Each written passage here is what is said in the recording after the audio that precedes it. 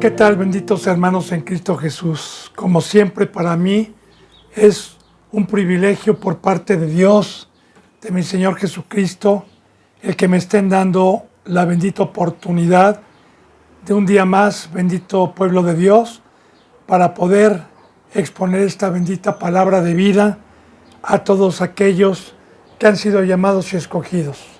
Yo he orado por todos mis hermanos en Cristo Jesús, principalmente por los suscriptores, por los que van dando un seguimiento, tanto en España, en Estados Unidos, en Perú, en México y en todo el mundo, benditos hermanos, deseando de todo corazón que aquí abajo practicar el ser una nación, el ser una familia, para que podamos ir algún día y estar juntos en la vida eterna, participando de estas benditas promesas por las cuales los que hemos entendido esta palabra hemos tomado nuestra cruz. Así que me pongo a los pies de Cristo Jesús para continuar con la enseñanza número 13 de la epístola a los Hebreos, capítulo 8, versículo 5. Siempre le pido la bendita palabra de Dios en mano. Ayer vimos en el 4 que si Cristo Jesús no hubiera padecido, si Cristo Jesús no hubiera muerto y resucitado, que si todavía estuviese aquí en la tierra, ni siquiera sería sacerdote, habiendo aún sacerdotes que presentaran ofrendas según la ley. Porque ayer veíamos, bendito hermano y bendita hermana, que por ejemplo, cuando Cristo Jesús estuvo aquí en la tierra, cuando todavía no había muerto, pues los fariseos, los sumos sacerdotes, todavía no se rasgaba el velo. ¿Por qué? Para que Cristo Jesús quitara lo primero, tenía que morir, resucitar, para entrar al lugar santísimo, al lugar verdadero, y quitar el sumo sacerdocio y el sacerdocio que era una sombra del primer pacto. Por eso era necesario que Cristo Jesús fuera inmolado, porque mientras estuvo en el planeta Tierra, vuelvo a repetir, Cristo Jesús no prohibió el sumo sacerdocio, ni el sacerdocio, ni tampoco prohibió la Pascua y los rituales y los cultos que se hacían mientras Jesús estuvo aquí en el cuerpo humano predicando en el planeta Tierra. Cristo Jesús estuvo rogando, pidiendo para que creyeran en Él y que cuando muriera y resucitara, viniera la promesa del Padre, viniera la promesa de Cristo, del Espíritu Santo, para empezar un pacto nuevo, para empezar un culto verdadero, llano de sombras como las que vamos a ir viendo. Y dice en el versículo 5,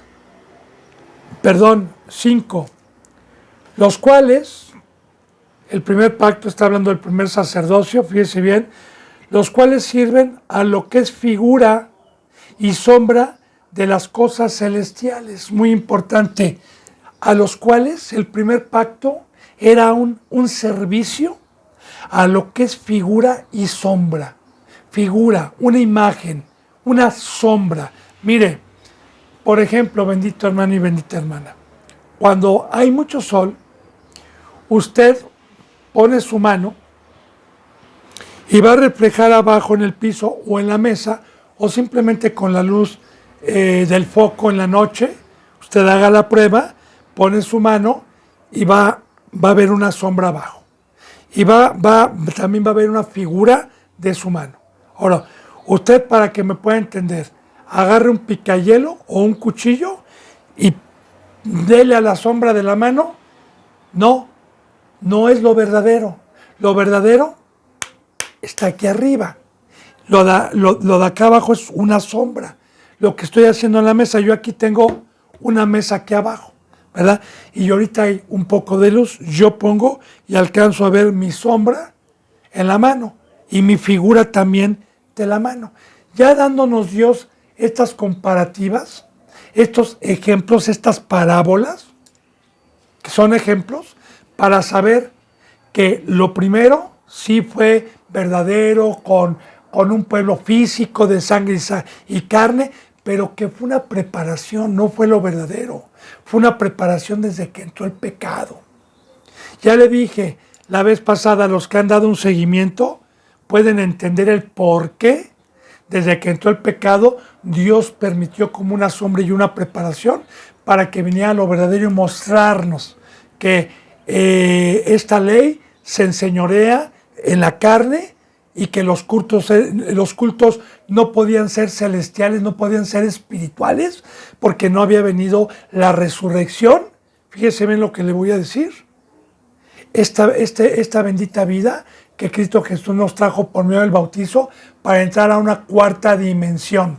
Por fe, porque entrar a una cuarta dimensión es estar en la azotea, es tener las alas del gran águila, es estar en la cruz, es estar sentado en los lugares celestiales, es ser un ser espiritual por fe. Y claro que yo doy testimonio que esto es veraz, porque los que podemos caminar en el mar, los que podemos abstenernos de toda la mesa de Satanás y únicamente inclinar nuestros corazones a las cosas que no se ven, a las celestiales, este es el bendito poder de lo verdadero y del tabernáculo, ya no hecho por manos humanas, sino por la sangre de nuestro Señor Jesucristo.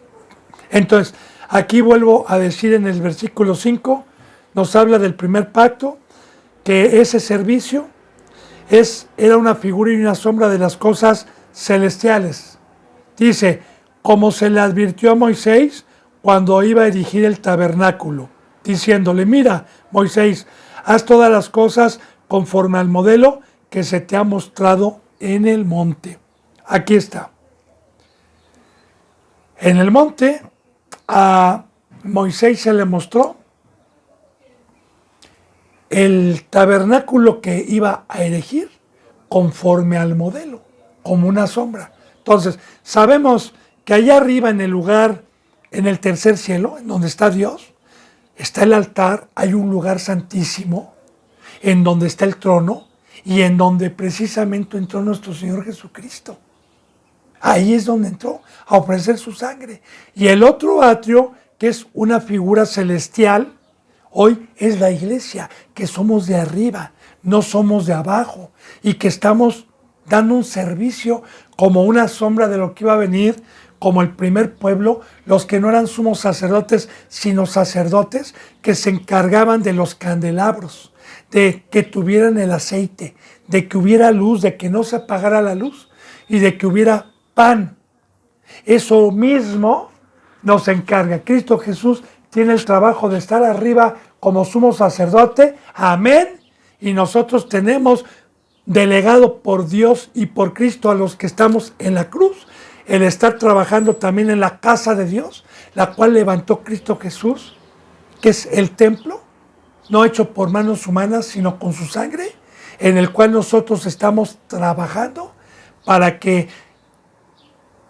a los que Cristo Jesús les ha prendido en el bautizo la luz, nosotros como sacerdotes los cuidemos, que no pierdan el aceite, con la palabra exhortándolos, amonestándolos, trabajando todos los días y cambiando el pan todos los días, cada semana, pan fresco, con las enseñanzas, como dijo Cristo Jesús cuando murió y resucitó.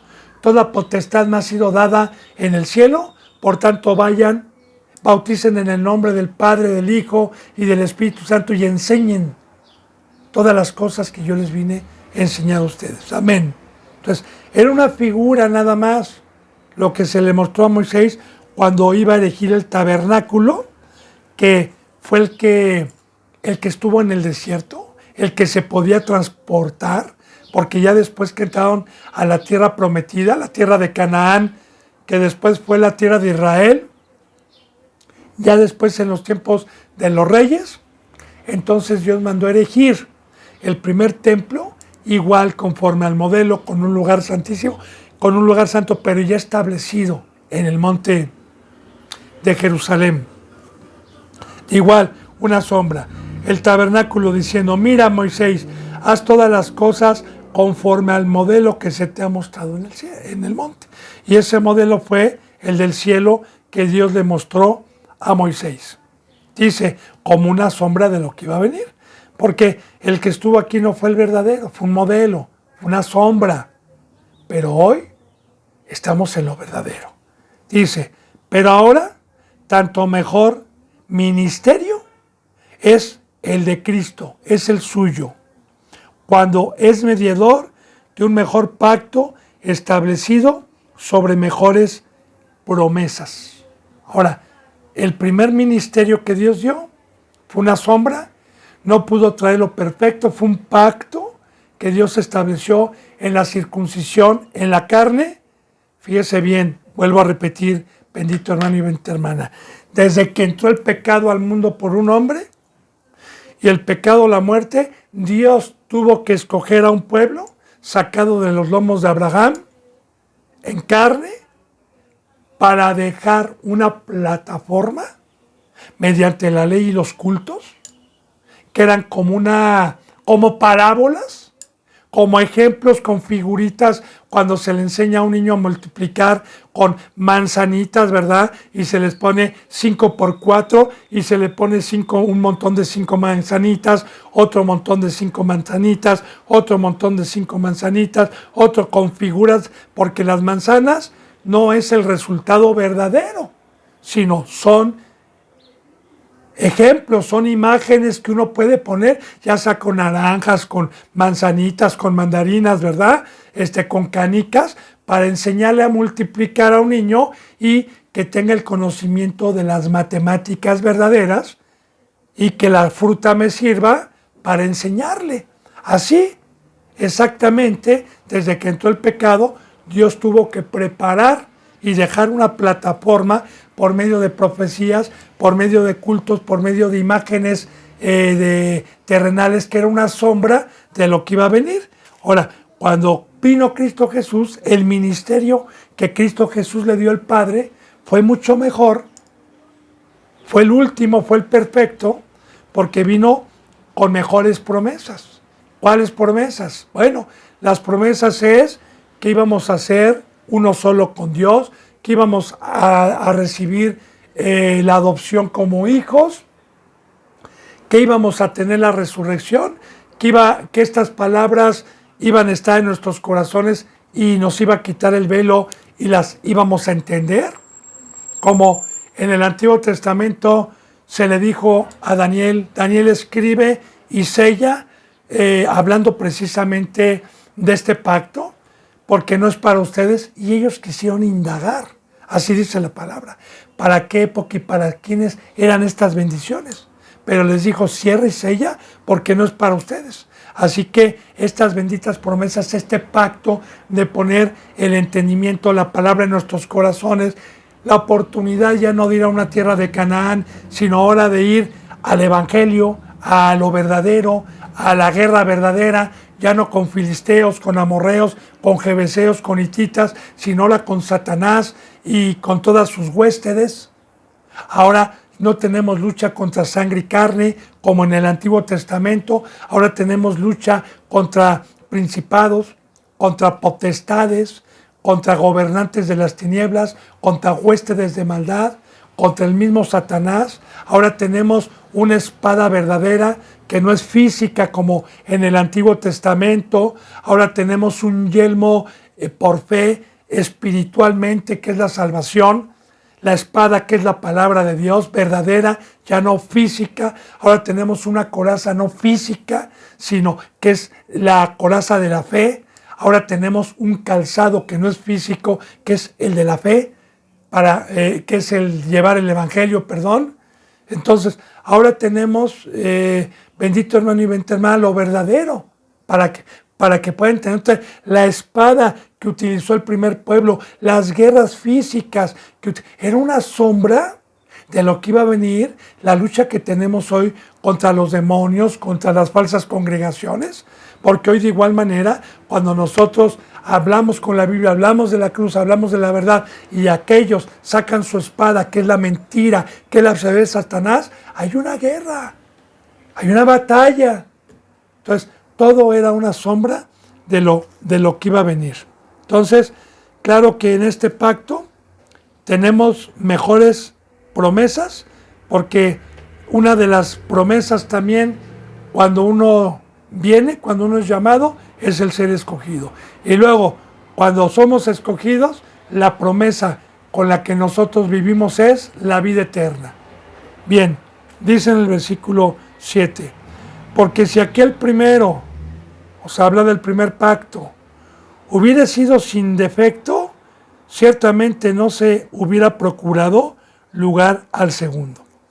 Recordemos, benditos pueblo de Dios, que se dijo que Hebreos concordaba perfectamente y armónicamente con Gálatas y Romanos, porque ya vimos que el primer pacto fue débil, la carne era débil, la sangre de los machos cabríos y los sacrificios que se hacían continuamente cada año no pudieron quitar el pecado del mundo, la ley se enseñoreaba del primer pueblo, entonces no fue perfecto ese. Ahora, si ese primer pacto hubiera sido sin defecto, fíjese bien, ponga atención, bendito hermano y bendita hermana. ¿Qué es un defecto? Defecto es tener la ley y no poderla hacer. Defecto es tener esta bendita ley y practicar el pecado.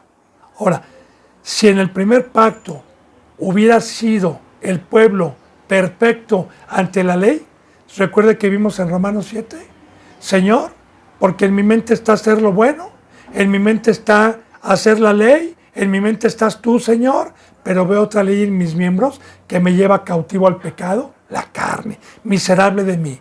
¿Quién me librará de este cuerpo de muerte? Recuerde que ya vimos en Gálatas que maldito el que se circuncida en la carne, porque está guardado, está obligado a cumplir toda la ley. Y que de esos hay muchos cristianos que se jactan en la carne, pero no en el espíritu. Entonces, no se hubiera procurado, y mucho ojo. Entonces, este pacto, ¿con qué promesas viene? Analicemos. ¿Con qué promesas viene? Para nosotros, porque a Dios no le podemos hacer un bien. La promesa de caminar en el mar.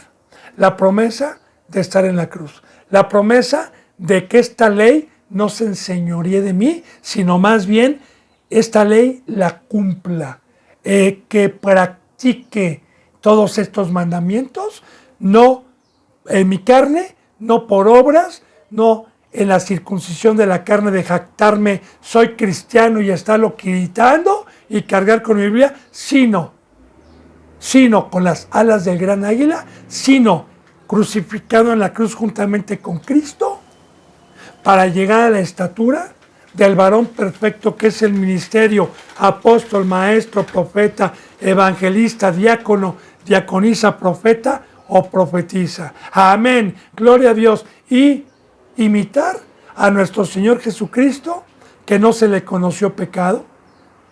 Así de igual manera, dice la bendita palabra en Timoteo, que el obispo debe ser irreprensible, casto de sí mismo, que sepa gobernar su casa, porque si no, ¿cómo va a poder gobernar a las ovejas?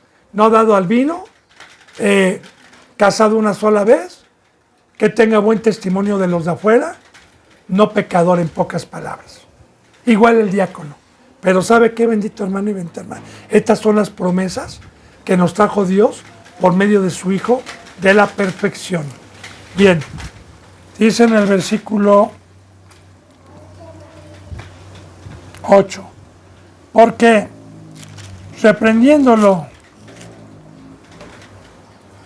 porque si aquel primero hubiera sido sin defecto, ciertamente no se hubiera procurado lugar al segundo pacto, del que estamos hablando. Recuerde que la bendita palabra de Dios se divide en dos partes: Antiguo Testamento, primer pacto, y Nuevo Testamento. Dice, porque reprendiéndolos, dice, he aquí vienen días, dice el Señor, en que estableceré con la casa de Israel y la casa de Judá un nuevo pacto. Aquí está, reprendiéndolos cuando el primer pueblo pecaba. Porque Dios los reprendía, y dice la palabra en Romanos, ¿se acuerdan?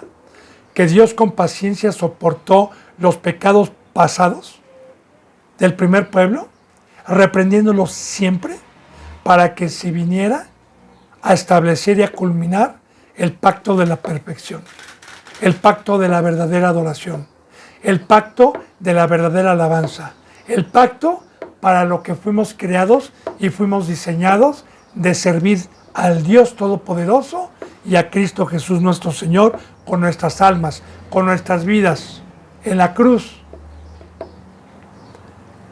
Dice, no como el pacto, dice en el versículo 9, no como el pacto que hice con sus padres, el día que los tomé de la mano para sacarlos de la tierra de Egipto, porque ellos no permanecieron en mi pacto y yo me desentendí de ellos, dice el Señor.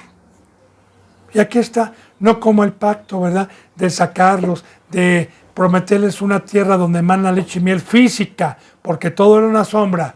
Claro que la tierra hoy de Canaán, ahorita le voy a explicar, ¿verdad?, para que vea la comparativa, para que vea cómo era una sombra, pero dice primero, no como el pacto que hice con sus padres cuando los saqué de la tierra de Egipto. ¿Qué pacto hizo Dios? Bien, les dijo que los iba a llevar a una tierra donde emana leche y miel y se las iba a dar como una sombra, como una figura. ¿Cuál es esa tierra hoy? Mira, hermano, la tierra de Canaán, para empezar, había que cruzar el Jordán, el río Jordán, que dividía lo que era el desierto de Egipto, de Moab, de los amonitas, todo eso dividía ese río del Jordán para poder pasar a la tierra de Canaán, que hoy es Israel. Ahora, ¿qué significaba esta sombra? Mire, el primer pueblo sabemos que murió porque la carne era débil y quedó en el desierto. Únicamente Caleb y Josué pasaron y toda la descendencia que nació en el desierto.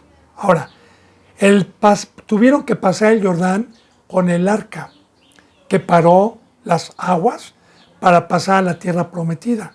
A los que han leído en Génesis viene toda esta bendita historia, ¿verdad? Cuando pasan a la tierra en el Éxodo a la tierra de Canaán con el arca, y el río es detenido, las corrientes, porque iba desbordándose, iba con corriente, ya representando, fíjese bien lo que le voy a decir, bíblicamente el Jordán, la frontera entre el mundo y la vida espiritual. Porque el bautizo precisamente representa la frontera, el bautizo representa hoy el Jordán, que es por agua, para que todo aquel que salga del mundo, todo aquel que salga del desierto y de Egipto y pase el Jordán, o sea, se bautice, pasa entonces a una tierra prometida, que hoy es el Evangelio, que hoy es ir a llevar el Evangelio, que es hoy ir a trabajar en la obra de Dios. Y así, en la tierra de Canaán, como una sombra, porque estamos viendo que ese pacto fue con figuras terrenales, como una sombra de lo que iba a venir, habitaban bíblicamente los filisteos, que se dividían en varios grupos feroces, como hititas, jebeseos, amonitas, se dividían en varios grupos y habitaban toda esa tierra. Entonces Josué y todos los seguidores que pasaron el Jordán y los guerreros valientes que representa hoy llegaron a un tamaño espiritual para poder ir a la obra y empezaron a llevar a cabo el mandamiento de Dios para posesionarse de la tierra prometida, y que Dios les dijo: a nadie dejen con vida, maten a todos y quemen todos los ídolos. Es lo mismo de que cuando Cristo Jesús vino como una sombra y le dijo a los primeros discípulos y a nosotros: vayan a todo el mundo, que es la tierra de Canaán, vayan a todo el mundo y posean esa tierra, ese campo que yo les heredé, porque el campo que Cristo Jesús nos vino a heredar hoy con mejores promesas, ya no como una sombra, es evangelizar y ganar el mundo para Cristo y para Dios, ganar el territorio del mundo para Cristo y para Dios. Claro, cuando no estaba la apostasía, ¿verdad? Y así como Josué y los primeros valientes empezaron a expandirse en la tierra de Canaán y a ganar los territorios prometidos, que hoy es toda la tierra de Israel, profetizaba como una sombra el Evangelio cuando Cristo Jesús dijo, ahora ir, ya ganaron ustedes, apóstoles, ahora vayan al campo, vayan y bauticen en el nombre del Padre, del Hijo y del Espíritu, a todo el mundo. Claro, vemos como Pedro, como después Pablo empiezan por Asia y empiezan, ¿qué dijo Cristo? Que no iba a venir hasta que estuviera evangelizado todo el mundo. Así que era una sombra, bendito hermano, y esta es la herencia que hoy tenemos a los que hemos pasado el Jordán y hemos tenido un crecimiento, ¿verdad? Ir a matar, que es el bautizo el día de hoy, a todos los que están muertos, a todos los que están en el mundo, en el bautizo como una sombra, porque ellos tenían que matar a todos los que estaban ahí y todos los ídolos. Y claro que cuando Dios me permite llegar a alguna colonia, vamos a hablar de hace 300 o 400 años, ¿verdad? Y esa colonia le iba a ganar con el Evangelio para Cristo Jesús, pues esa colonia iba a pasar a ser de Cristo Jesús y ya no del diablo. Y claro que en el momento en que se bautizaba la gente que la apartábamos del mundo, que representa la muerte, también destruíamos todos sus ídolos con la enseñanza el día de hoy de que tenemos un Dios y de que mediante el discipulado se va enseñando con la palabra lo que es de Dios y lo que es del César, y con la palabra van dejando sus ídolos. Era una sombra, bendito hermano y bendita hermana, pero hoy vino lo verdadero. Hoy vino la salvación. Hoy no fue una sombra. Hoy nos ha llegado lo verdadero y nosotros tenemos el privilegio de haber nacido para este bendito pacto. Y bienaventurado el que entiende. Bienaventurado el que abre los ojos. Bienaventurado el que Dios le pone en el corazón esta bendita riqueza y aprovecha bien el tiempo y no tira a la basura. Esto que nos trajo Cristo Jesús por medio de la cruz. Entonces dice, otra vez vuelvo a repetir, ¿va? No como el pacto que hice con sus padres el día que los tomé de la mano para sacarlos de la tierra de Egipto, porque ellos no permanecieron en mi pacto, porque la carne es débil y yo me desentendí de ellos, dice el Señor. Ahora, mucho ojo, bendito hermano y bendita hermana.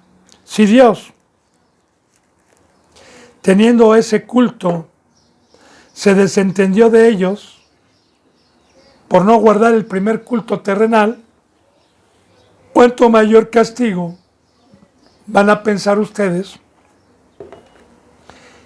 el que en este pacto que ha participado de las verdaderas riquezas y de la verdadera sangre de Cristo Jesús hace afrenta e imita a este pueblo que fue idólatra, pero ellos a la carne y nosotros en espíritu? Y así lo dice la palabra: ¿cuánto mayor castigo pensaréis al que pisoteare la sangre de nuestro Señor Jesucristo y tuviere por inmunda su sangre? Bueno, dice entonces en el versículo 10, por lo cual, este es el pacto que haré con la casa de Israel después de aquellos días, dice el Señor. Y mire, aquí vienen las promesas que le digo. Fíjese bien. Pondré mis leyes en la mente de ellos y sobre su corazón las escribiré. Y seré ellos por Dios y ellos me serán a mí por pueblo. Con mejores esperanzas que no tuvo el primer pueblo. Primeramente dice, este es el pacto después de aquellos días. ¿De qué días? Después de la muerte y resurrección de Cristo, después de que se rasgara el velo. Bueno, dice entonces, primero, pondré mis leyes en la mente de ellos. Ahora, mucha atención, mucha atención. ¿Cuál es mi mente? Mi mente no es esta. No, mi mente es la que Dios me dio como corona y como cabeza, que es Cristo Jesús. Porque la palabra de Dios dice que nosotros tenemos por cabeza a Cristo Jesús y que nosotros somos el cuerpo. Y ya le he dicho, bendito hermano y bendita hermana, mi cuerpo se rige por el gobierno de mi mente, porque las señales para que mi cuerpo tenga vida y para que mi cuerpo me obedezca a la obra que yo le mande, vienen de mi mente. De igual manera, bienaventurado el que tiene la cabeza de Cristo. Y el que tiene la cabeza de Cristo y la mente de Cristo, como dijo Pablo, porque nosotros tenemos la mente de Cristo Jesús.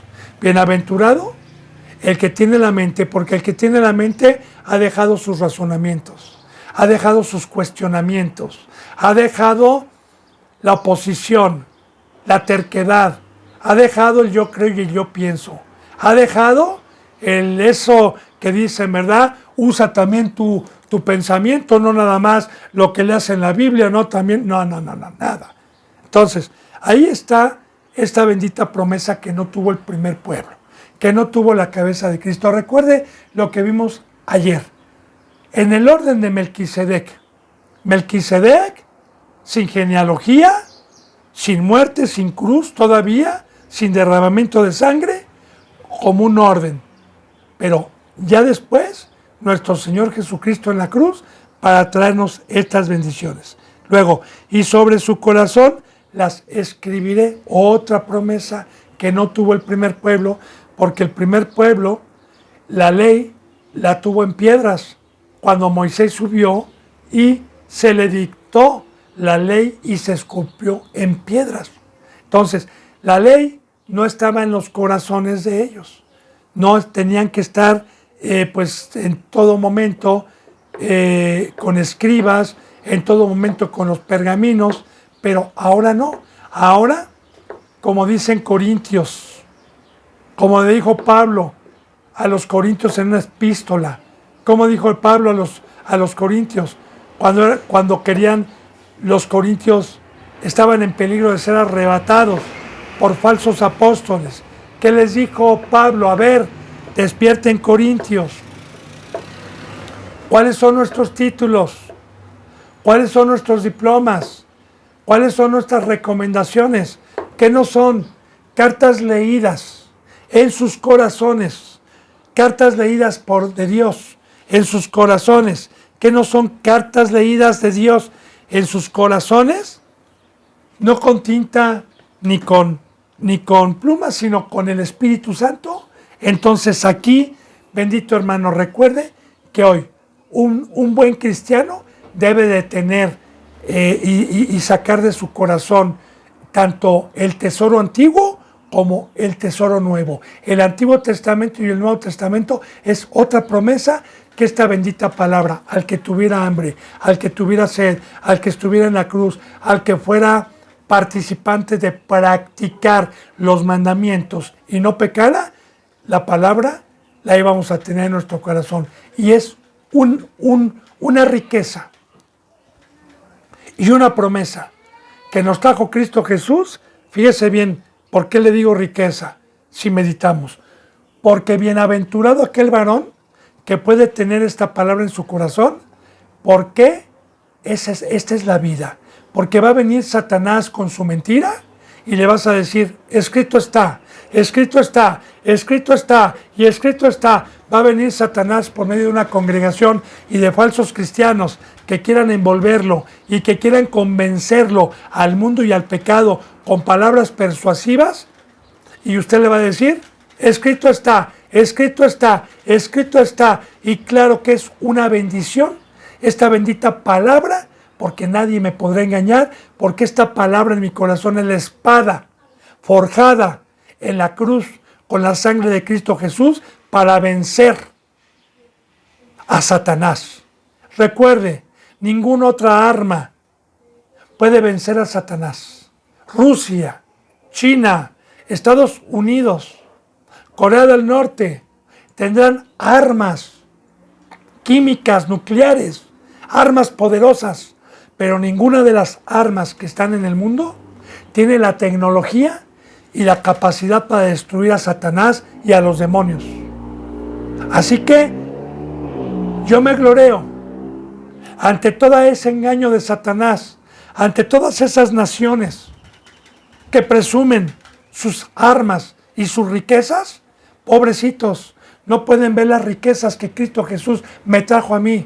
Yo tengo el arma más poderosa y usted, si guarda los mandamientos, tiene el arma más poderosa, que es la bendita palabra en su corazón, que es la espada que vence a Satanás y a todos los demonios. Amén. Gloria a Dios.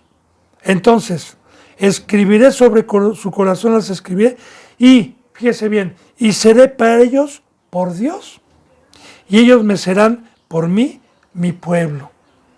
Recordemos que en Efesios capítulo 2 y en varias partes de la Biblia dice que nosotros antes estábamos ajenos, sin Dios, en el mundo, errante, con otros dioses, pero por su bendita misericordia nos adoptó. Claro, por este bendito plan divino que Dios trazó como una imagen de lo que iba a venir con este primer pueblo que nos trajo todas estas bendiciones cuando vino lo verdadero. Y pueblo, es muy importante, van a ser mi pueblo, porque el pueblo de Dios, fíjese bien, oiga, bendito hermano y bendita hermana, no es de carne. El pueblo de Dios es espiritual. Dios no es un Dios de carne. Dice en Hebreos que Dios es un Dios de espíritus. Y dice también en San Juan capítulo 4, cuando estaba nuestro Señor Jesucristo, ¿qué dijo? Mi Padre ha venido a buscar adoradores de espíritu a espíritu, porque en espíritu y en verdad es necesario que le adoren. En espíritu y en verdad. Así que Romanos capítulo 8, a los que han dado un seguimiento, ya vimos que los que son de la carne no pueden agradar a Dios y son enemigos de Dios, porque los que son de la carne piensan en las cosas de la carne, pero los que son del Espíritu piensan en las cosas del Espíritu. ¿Qué dice en Romanos 8.1? Ahora ninguna condenación hay para los que andan en el Espíritu, los que andan conforme a esta ley, conforme a este pacto, conforme a esta bendita riqueza que nos trajo Cristo Jesús y que el primer pueblo no lo tuvo. Amén, gloria a Dios. Y hay una alabanza muy bonita, ¿verdad? Que la cantan muchos sin discernimiento, pero para poderla cantar, pues hay que estar en la cruz. Somos el pueblo de Dios, somos un pueblo especial, unidos para anunciar las virtudes de aquel que nos llamó a su luz. Amén. Dice en el 11, y ninguno enseñará a su prójimo, mucha atención en este nuevo pacto, ponga mucha atención, y ninguno enseñará a su prójimo, ni ninguno a su hermano diciendo, conoce al Señor, porque todos me conocerán, desde el menor hasta el mayor de ellos. Ahora, recordemos que yo le decía ayer, bendito hermano, que muchos dicen que la Biblia se contradice en muchas ocasiones. Y esta podría ser una de ellas, en donde dice que Dios ha constituido pastores, maestros, y que dijo Cristo Jesús cuando murió y resucitó, por tanto vayan a todas las naciones, bauticen en el nombre del Padre, el Hijo y el Espíritu, y enséñenles todas las cosas que yo les vine a enseñar a ustedes. Porque aquí dice que ninguno va a tener necesidad de que nadie le enseñe. Voy, porque puede contradecir, pero voy para allá, bendito hermano. Y ninguno enseñará a su prójimo. Mira, hermano, el maestro, el que nos da el entendimiento, el que escudriña lo más profundo de nuestros corazones y sabe las intenciones de cada uno y lo que necesitamos cada uno, es el Espíritu Santo de Dios. Ahora, voy a poner un ejemplo. El Espíritu Santo es el que me traduce esta bendita palabra cuando un siervo de Dios, sea un pastor, un apóstol, una iglesia, esté predicando y esté enseñando, el que me traduce este lenguaje y el que me dé el entendimiento es el Espíritu Santo de Dios. Como dice también en Corintios, lo que ojo nunca vio, refiriéndose precisamente al primer pacto. Lo que oído nunca oyó, porque eran de carne, eran ojos de carne. Lo que nunca han subido en el corazón del hombre, que no fue para el primer pueblo, fíjese lo que dice, son las que Dios ha preparado para los que le aman. Porque el Espíritu Santo nos da testimonio, nos da lucidez, nos da entendimiento de este bendito lenguaje. Recuerde que Cristo Jesús decía, ¿por qué no entienden mi lenguaje? Ahora, ¿para qué está el pastor? ¿Para qué está el apóstol? ¿Para qué está la iglesia? Si el Espíritu es el que enseña y el que traduce. Muy bien, nosotros estamos únicamente para exhortar, para amonestar, para redarguir, para cuidar a que no se apague la luz, para cuidar de que una vez que dimos la palabra y el Espíritu le dio el entendimiento de decir amén, ya entendí, entonces nosotros decimos hazla y te voy a estar vigilando, hazla, no te salgas del redil. Ahí está. Pero el que enseña, nosotros tenemos el don también de enseñar la palabra, pero a alguien que no tiene el Espíritu Santo no entiende nuestro lenguaje, bendito hermano y bendita hermana. Es más, Cristo Jesús, que es el mejor maestro de todo el universo y de todos los siervos que han estado aquí en el planeta Tierra como ministro de Dios, muchos, es más, la mayoría no entendieron su lenguaje. Únicamente los que amaron a Dios, únicamente los que tomaron su cruz, únicamente los que tuvieron el Espíritu Santo. Por eso dice aquí, y ninguno enseñará a su prójimo, espero que haya entendido, ninguno a su hermano diciendo conoce al Señor, porque todos me conocerán, desde el menor, desde el que va naciendo, desde el niño recién nacido que participa de leche, hasta el mayor que participa de alimento sólido, sin importar el crecimiento, porque el crecimiento lo da Dios. Únicamente el requisito es fe, el requisito es creer, el requisito es practicar y guardar el Espíritu Santo. Es el requisito. Ahora, estas son las promesas de este bendito nuevo pacto. Dice en el 12, porque seré propicio a sus injusticias y nunca más me acordaré de sus pecados y de sus iniquidades. Del primer pueblo. Como dicen Romanos, que Dios con paciencia soportó los pecados, la debilidad del primer pueblo y los perdonó porque la sangre de los machos cabríos no pudo traer al Espíritu Santo para que Dios les exigiera una perfección y un camino espiritual como el que tenemos hoy de amar a Dios y amar al prójimo. Por eso dice, porque seré propicio a sus injusticias. La palabra injusticia es pecado. Ahora, fíjese bien, bendito hermano y bendita hermana. Esto es en el Antiguo Testamento, porque en el Nuevo Testamento, ya con el Espíritu Santo, dice muy claramente que el pecado paga un salario de la muerte. Y dice en 1 Juan, el que practica el pecado es del diablo. Y dice también en 1 Juan, ¿verdad? Que el que es engendrado por Dios no practica el pecado. ¿Qué hay pecado? El cual es perdonado y pecado que no es perdonado. Entonces, muy importante, bendito hermano y bendita hermana, que este pacto viene con mejores promesas, pero también viene con mayores exigencias. Pero es por fe. Entonces, dice, porque seré propicio a sus injusticias y nunca más me acordaré de sus pecados y de sus iniquidades. Nunca más. ¿Por qué? ¿Por qué las echó al mar? ¿Por qué nunca más se acordó? Porque estábamos en la carne. Y esto es muy importante, bendito hermano y bendita hermana, porque fíjese bien, Romanos capítulo 7, dice la bendita palabra, que cuando yo hacía pecado ya no lo hacía yo, lo hacía el pecado que moraba dentro de mí. Y quiero decirle que cuando yo supe esto, no juzgo ni a un homosexual, ni a un transvesti, ni a una lesbiana, ni a un secuestrador, ni a un narcotraficante, no, ni a un violador de niños, no, yo no los juzgo.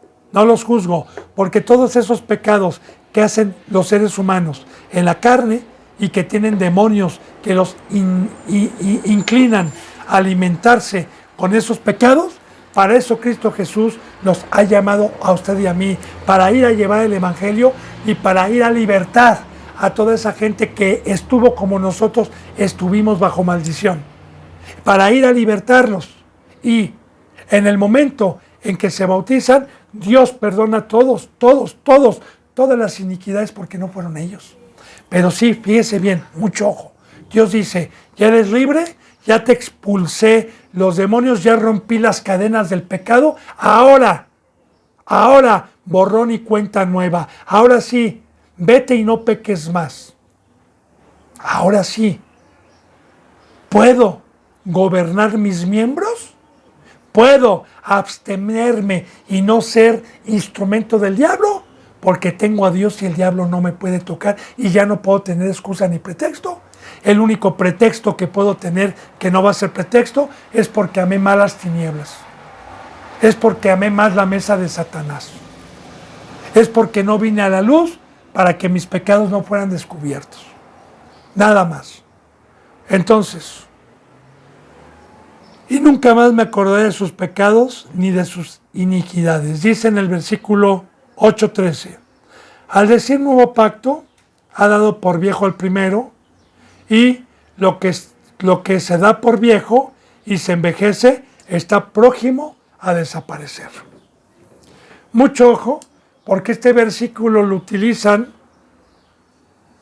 los hijos del diablo que pecan para sus concupiscencias. Porque muchas veces dicen, ¿verdad?, que esto, no, era en el Antiguo Testamento. No, esto era en el Antiguo Testamento. Al decir por viejo, fíjense bien, al pacto, era la tierra de Canaán y las cosas físicas. No, eran los cultos. El templo, los candelabros, el altar, los sacrificios de animales, las comidas que se hacían, más no la ley. Recuerde que dice en Mateo, yo no he venido a abrogar la ley de los profetas, sino he venido para que la cumplan, la ley.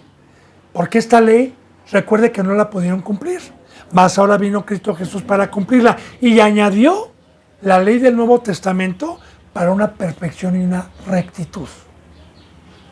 Así que la ley no la viene a abrogar, viene a abrogar los cultos, lo que era una sombra, nada más.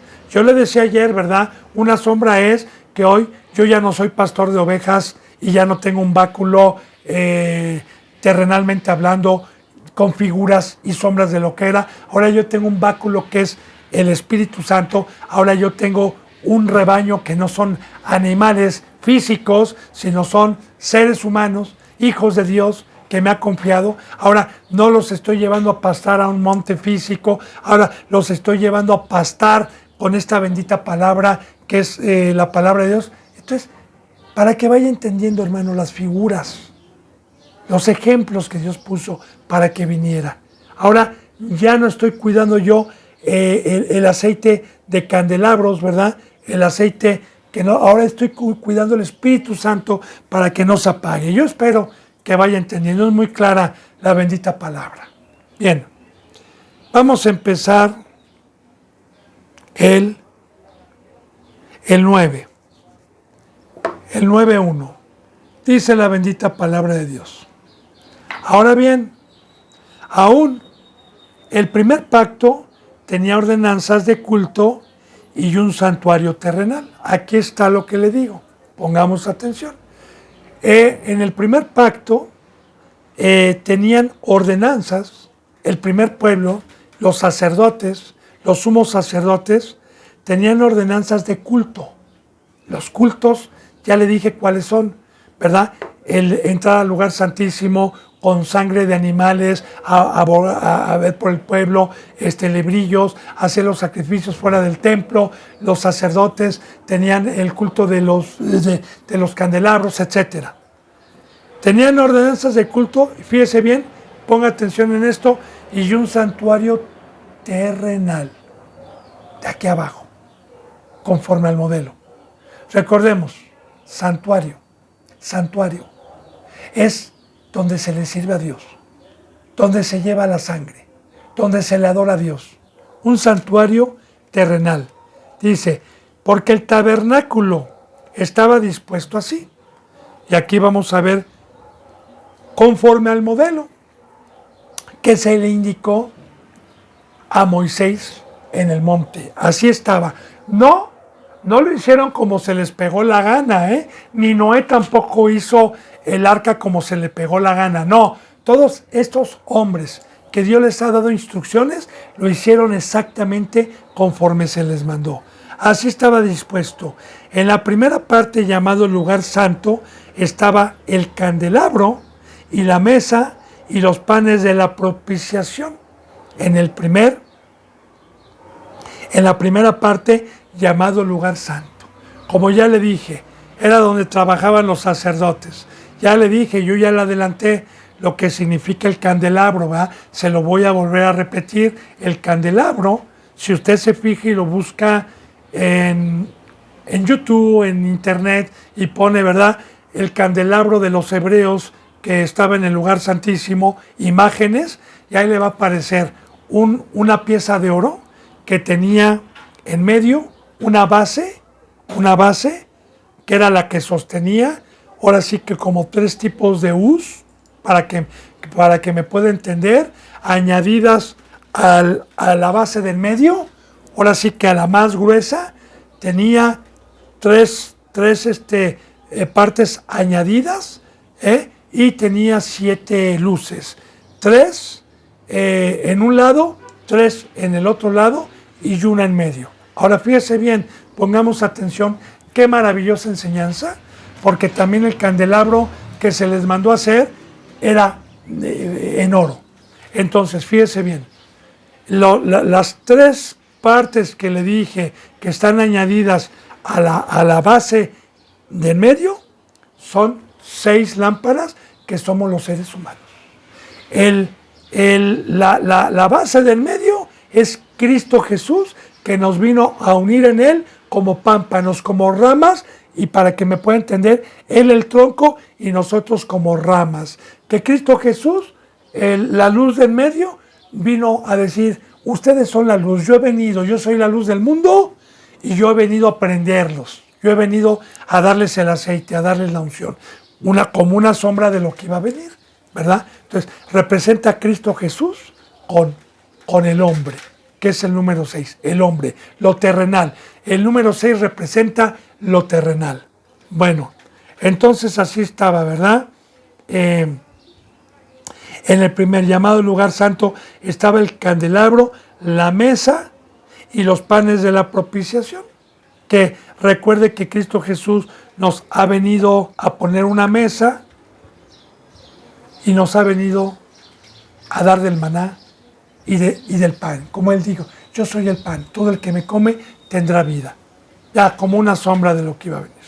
Dice, tras el segundo velo, y aquí está el famoso velo, que yo le digo, a mí me impacta porque si usted se da la tarea de leer el tamaño que tenía de altitud y de ancho, y sobre todo los materiales irrompibles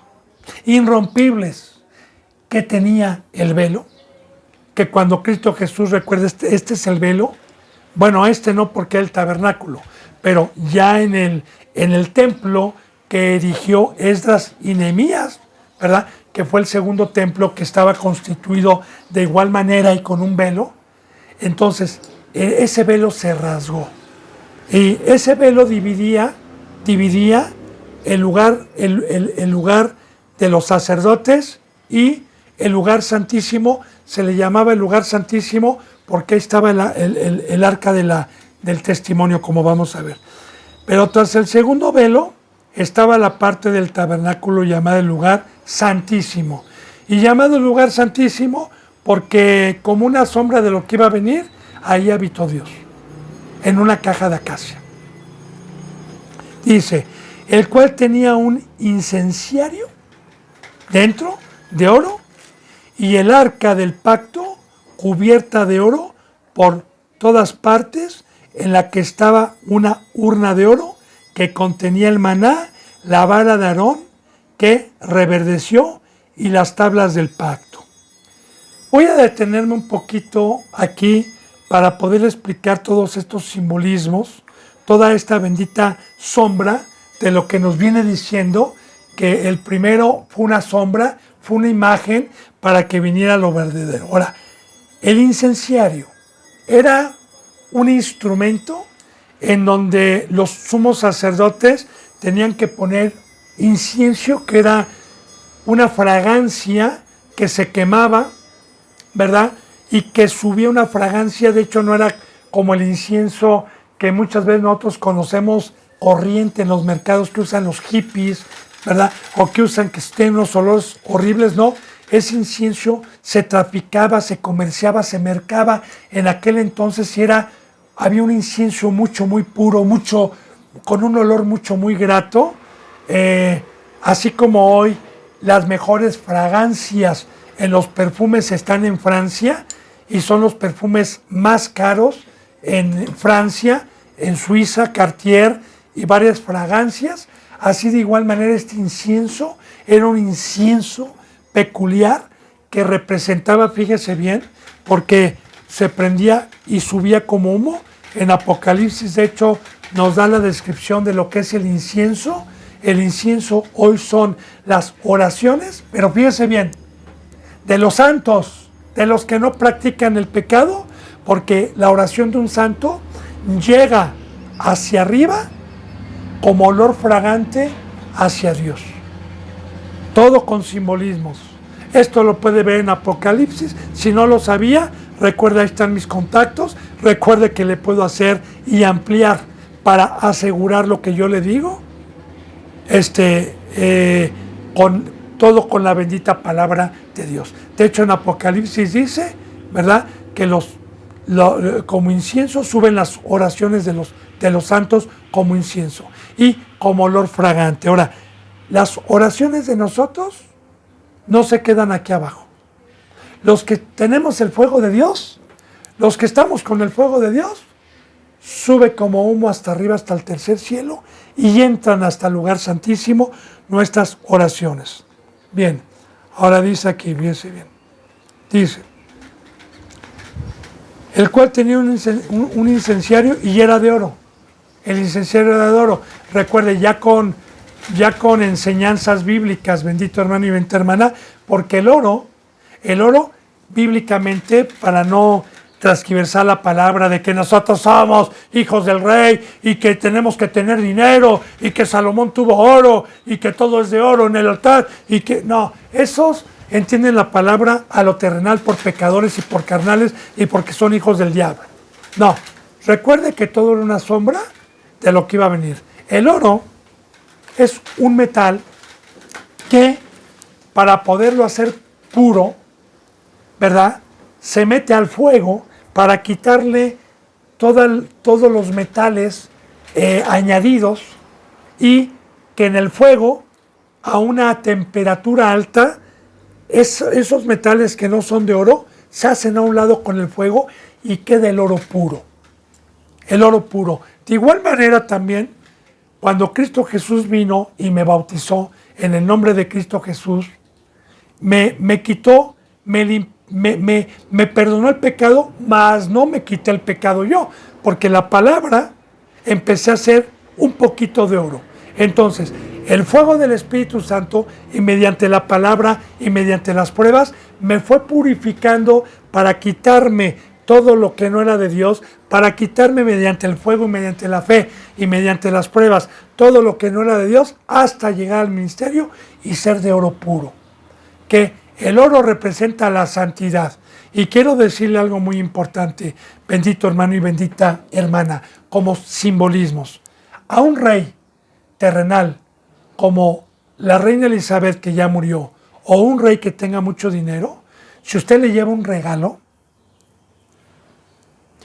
no le va a llevar bisutería, ni le va a llevar una cosa de plástico. No, los reyes en sus casas tienen puros tesoros escogidos, piedras preciosas, relojes de colección de oro, con brillantes, tienen las mejores alhajas como la corona que tenía la reina Isabel y alhajas muy exclusivas.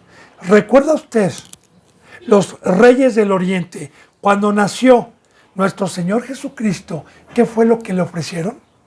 Incienso, que son las oraciones. Le ofrecieron oro y minra, que es la unción del Espíritu Santo. De igual manera, yo, como rey, tengo que ofrecer incienso, que son oraciones santas, tengo que ofrecer oro, porque para eso me escogió Dios, para ir a predicar, para ir a convencer mediante el Espíritu Santo, para ir a bautizar y luego sentarme por años a dar mi vida para que esta personita, mediante el fuego y mediante el cuidado, vaya preparándose hasta llegar a la estatura del varón perfecto y poderle ofrecer a mi rey una pieza preciosa de oro o una piedra preciosa que destella luz. Amén. Gloria a Dios. Todo con simbolismo. Entonces, por eso dice, bendito hermano y bendita hermana, que el incenciario era de oro, porque los que oramos debemos de ser santos. Y el arca del pacto cubierta de oro, que precisamente en esta bendita parte de aquí me voy a quedar porque, pues, si quiere que yo le explique bien, bendito hermano y bendita hermana, como me lo está permitiendo Dios, pues resumiendo, ¿no? No yéndome a todos los versículos bíblicos, aunque están en la bendita Biblia y yo lo puedo llevar. Ya le dije, ahí están mis contactos. Pues se me ha ido la hora para poder explicar bien lo del tabernáculo, lo que significa y como una sombra de lo que iba a venir. Pues si Dios me lo permite, mañana, bendito hermano y bendita hermana, continuaremos con esta enseñanza porque se nos ha ido la hora. Yo deseo que esta bendita palabra haya penetrado y penetre hasta su corazón para poderle dar la gloria que merece Dios con el pleno entendimiento de todas las riquezas que recibimos de Dios inmerecidamente por medio de Cristo Jesús. Les mando un abrazo y el beso del óculo santo. Hasta mañana, si Dios quiere. Gracias.